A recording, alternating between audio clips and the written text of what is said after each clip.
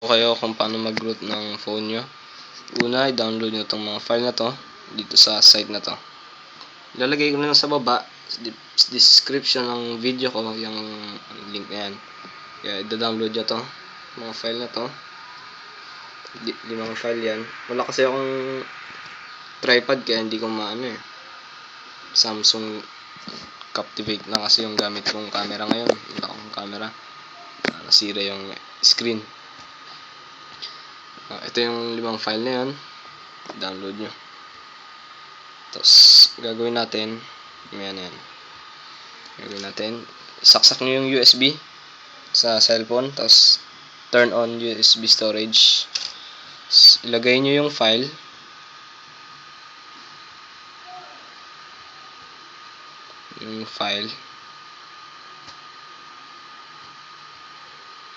Itong root A818 na zip para sa pag-root nyo mamaya, ilalagay nyo dito sa file na to. Kahit saan nyo lagay sa SD. Paste. Hindi nandyan na. 4 na lang yan. Yung 4 na yan ay gagamitin nyo sa mamaya. Sa Nede. Itong Nede folder. Kailangan nyo rin itong ZZ. Itong kaya install ko lang. ZZ. 7Z. Para ma-extract nyo itong mga to. Yan. Extract nyo itong mga to.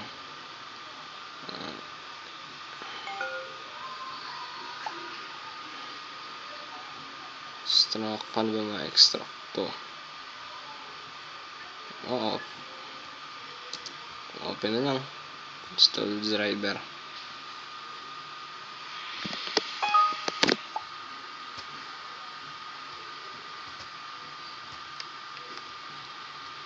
Kinokopya na lang.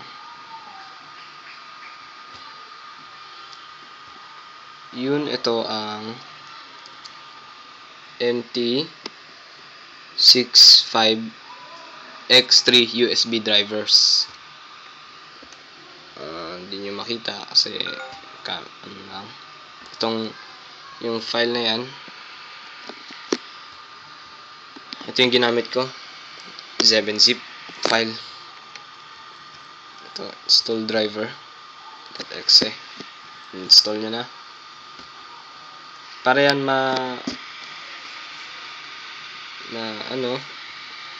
magkaroon ng ma-install ng driver sa PC. So nandiyan na, install na. Hindi nyo na kailangan tong mga to. Pero hayaan nyo muna dyan. Hayaan ko muna dyan. Tapos sunod gagawin, edi nakopya na yung USB. Turn off na natin. Turn off. Tapos yan. Tanggalin natin yung battery. Total nasa loob na yung root 818 na super user. Ay, mamaya nyo lang malalaman yun. Super user. Sunod na gagawin, hindi na-install na ang driver. Sunod na gagawin yung SP flash tool. Itong mga to,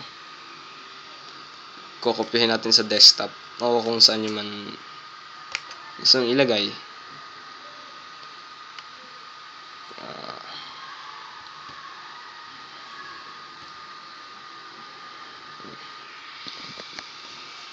Ayan. So, nasa labas na.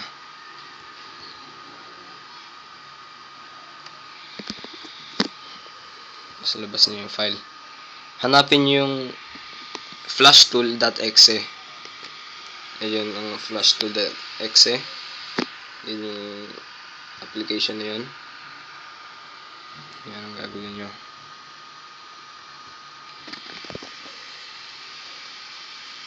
Tapos yung scatter loading, ang una niyong pipindutin.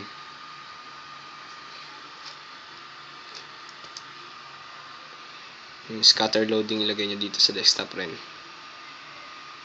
Tapos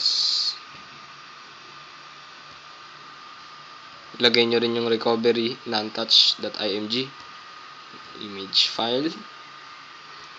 Pag nabuksan yung smartphone flash tool, pindutin yung scatter loading, tapos yung mt6573 android scatter.txt. Kahit may lumabas na kung ano man yan, okay lang yan. Nakita nyo na rin yung recovery.img. Ayan yung recovery.img. Make sure na isa lang ang naka-check dyan. Yung recovery lang yun. Yung naka-check. At ang gagawin natin, i-download na natin. Ay, mali. Download. Habang nag-download yan, ay saksak na natin yung phone sa USB o yung USB sa phone.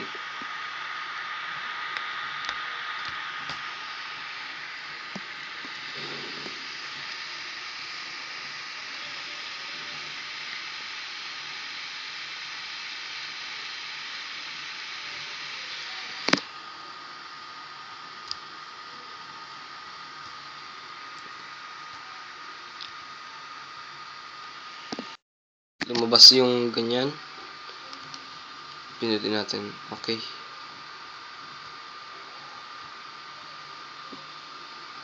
Parang hindi gumagana.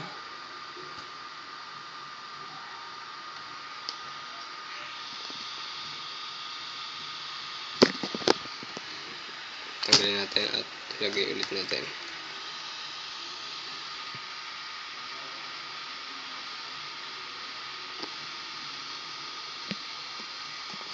Kung ano gumana. Tanggal natin USB. At ang battery.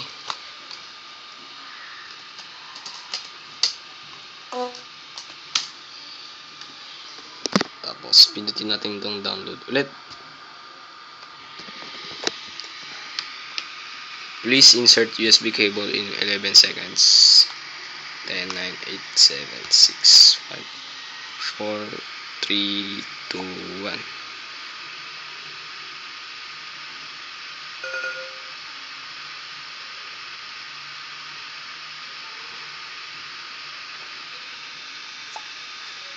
May lalabas doon. Ayan. Okay na. Nagkaroon na kayo ng clockwork mode recovery. Pag nakita niyo yung dalawang lumabas na yun, yung kulay green na yun, meron na kayong clockwork mode recovery. Itong mga file na to, pwede nyo na itong burahin lahat. Yung mga dinownload nyo kanina. Ito lahat to. Pero mamaya na natin gagawin yan. Sunod na gagawin natin, tanggalin natin yung USB. Punta tayo sa recover mode. Itong pipindutin natin. Ito. Volume up, volume down, tapos ito. Magkakasunod. Pero kailangan, pag matapos yon, sabay-sabay sila. Volume up, down, volume up, down, at recovery.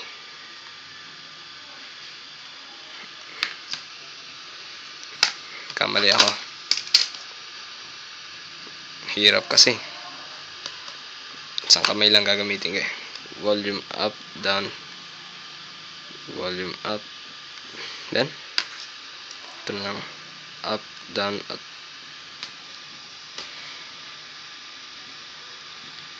Yan. Yan ang lalabas. Lalabas yan. Enter nyo ito. Itong volume up. Punta tayo sa recovery. Yan. May clockwork mode recovery na kayo. By Super Guko. Punta tayo sa install zip from SD card. Ito yung pipindutin nyo. Para bumaba, ito. Para mag-enter, ito. Tapos, choose zip from SD card. Hanapin nyo yung root A818 zip. Ayun, ang root A818 zip. Pinutin nyo. Enter. At punta sa install root a818.zip. And lalabas install zip, install from SD card complete. So, go back. Reboot system now. Yes, and fix root. Ayan. Namanhid yung paa ko. Sakit. Ayun na. Dapat ang una nyo mapapansin ay may application kayo na tinatawag na super user. Kung ano, ayan. Saan na ba yan? Ayun, super user. Yan dapat ang makikita nyo sa phone ninyo. Yan na. May you are rooted. Rooted na kayo. So, congratulations. Rooted na yung phone nyo. Ito kasi matagal nang rooted pero gagana pa rin sa inyo to. Kahit hindi kayo rooted nun. Kasi hindi naman kayo rooted nun pala. Kahit rooted ako, gagana ulit sa akin yun. Thank you sa panonood nyo ng video ko. Sana magustuhan nyo. Please like, share.